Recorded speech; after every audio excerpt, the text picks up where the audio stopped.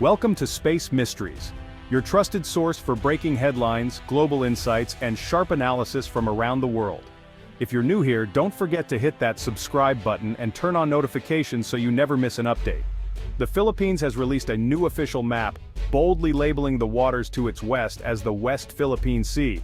This isn't just a name change, it's a direct challenge to China's claims over the same area, which Beijing calls the South China Sea. The move has heightened tensions in the region, signaling the Philippines' determination to defend its maritime territory. The new map is more than a document, it's a statement of national identity and sovereignty. Recent updates on platforms like Google Maps, now using West Philippine Sea, have given Filipinos a sense of international validation. For China, however, this is a provocation, an attack on what it sees as its historical rights. Drawing new lines on a map has become a global event, showing how technology and old disputes collide. The Philippine government wants to make its position clear, both to its citizens and the world. Publishing the map reinforces its legal claims and educates the public about the country's boundaries. It's a tool for diplomacy, a way to assert the Philippines' story on the world stage. The timing is crucial. Tensions in the South China Sea are already high, with frequent encounters between Philippine and Chinese vessels. The map adds a new layer to this complex standoff. It's a peaceful but firm pushback against China's growing presence. The fight isn't just at sea, it's also about ideas, laws, and international recognition. The new map is a symbol of the Philippines' resolve in a long struggle for control of the sea. It's a calculated move, aiming to rally both domestic and international support. The government hopes this will strengthen national pride and unity. The world is watching as the Philippines draws its line, literally and figuratively, against a powerful neighbor. The dispute is now as much about global perception as it is about territory. The new map is a modern weapon in an ancient contest. The South China Sea dispute is a high-stakes contest over a resource-rich and strategically vital body of water. Several countries, including China and the Philippines, claim overlapping parts of the sea.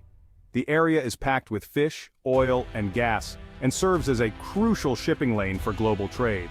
Control here means economic and strategic power. China's claim is the largest, marked by its sweeping 9-dash line, which covers almost the entire sea. China bases its claim on centuries-old history, while its neighbors, including the Philippines, rely on international law. The Philippines' claim is grounded in the United Nations Convention on the Law of the Sea, UNCLOS, granting it an exclusive economic zone, EEZ, extending 200 nautical miles from its coast. The West Philippine Sea is the part of the South China Sea within this EEZ. Here, the Philippines' legal claim clashes directly with China's historical narrative. At the heart of the dispute, history versus modern law. Both sides want the resources and strategic advantage. The disagreement is about more than territory, it's about national pride and security. This is why the conflict has dragged on for years. The fight is over, who gets to write the rules in one of the world's most important waterways. The stakes couldn't be higher. The new map and Google's update have been celebrated in the Philippines as a major victory. For Filipinos, it's not just about a name, it's about sovereignty and national pride. Officials call it a triumph of national will, proof that their strategy is gaining global traction.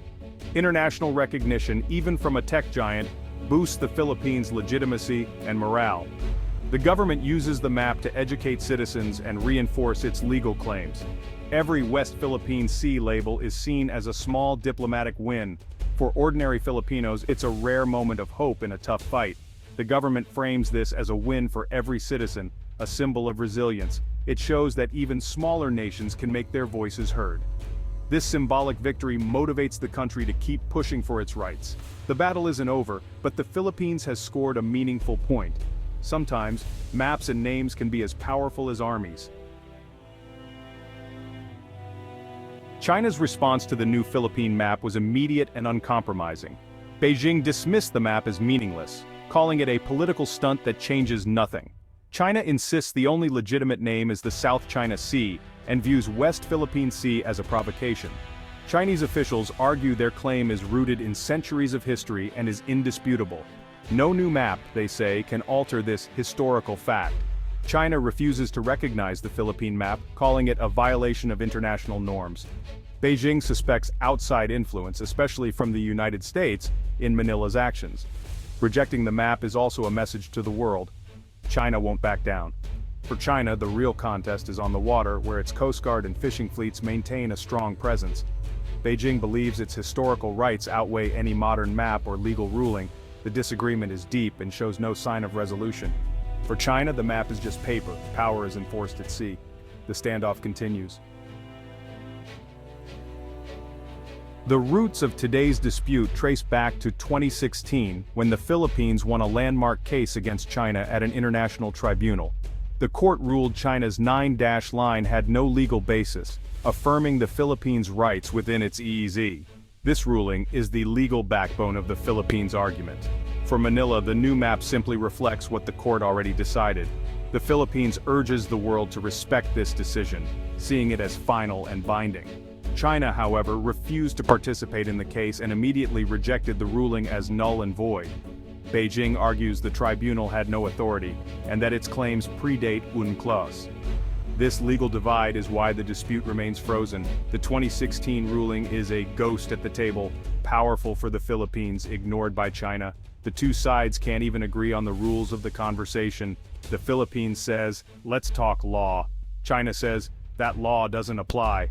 The result, a deadlock with no end in sight. The ruling gave the Philippines a strong argument, but not the power to enforce it. The conflict remains unresolved.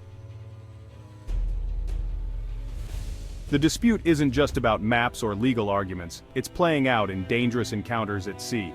Philippine and Chinese vessels regularly face off in contested waters. The Philippine Coast Guard accuses Chinese ships of aggressive tactics, from blocking paths to using water cannons. These standoffs often happen near outposts like Second Thomas Shoal, where supply missions are frequently challenged. China calls these actions law enforcement in its own territory, blaming the Philippines for provocation. Both sides accuse each other, fueling a volatile situation.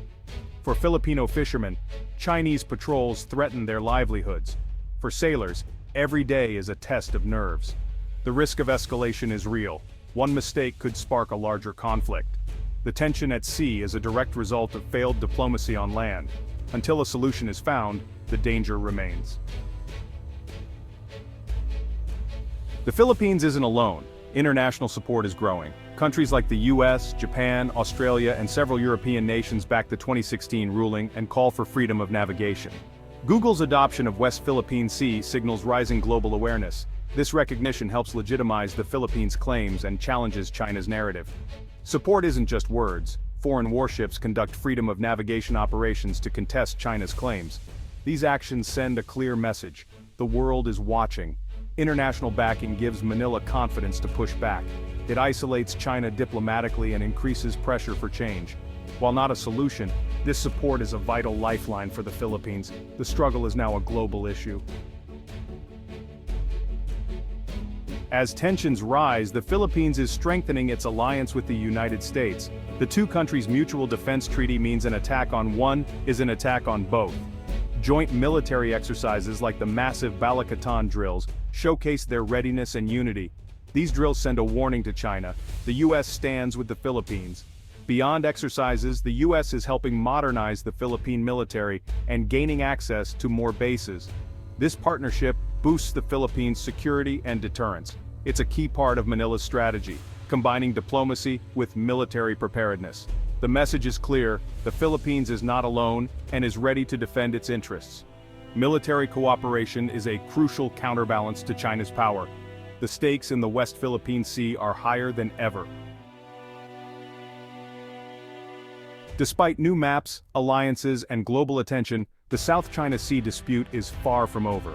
The core problem remains: the Philippines and China have irreconcilable claims, law versus history. Neither side is willing to compromise, leading to a diplomatic stalemate. Tensions at sea could easily escalate into conflict. China continues to build up its presence. The Philippines seeks allies and protests. The standoff is now part of a larger geopolitical contest. The new map is a symbol, not a solution. The dispute will persist through legal battles, protests, and risky encounters at sea. The future of the West Philippine Sea will be shaped by power, law, and diplomacy. There are no easy answers, only a long, uncertain road ahead.